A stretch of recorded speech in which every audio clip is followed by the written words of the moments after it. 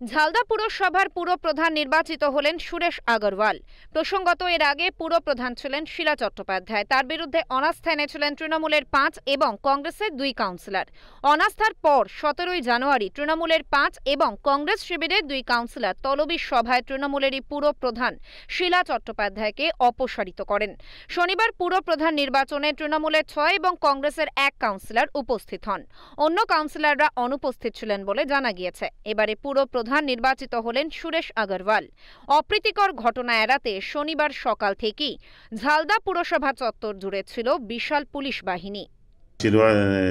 Chairman এখন নির্বাচিত আজকে আমি হয়েছি। দাদা, নামটা প্রস্তাব কে করেছিল চেয়ারম্যান জানেন? আপনাদের মধ্যে প্রস্তাবক কে ছিল? আমাদের মধ্যে প্রস্তাবক ছিল প্রেসিডেন্টের নাম আমি প্রস্তাব করেছিলাম এবং সমর্থন করেছিল জবা মাছুয়ার। আর চেয়ারম্যানের ব্যাপারে প্রস্তাব করেছিলেন রিজওয়ানা খাতুন মহাশয় আর অনুমোদন করেছিলেন। পুরুলিয়া থেকে প্রদীপ মাহাতো, ওঙ্কার বাংলা।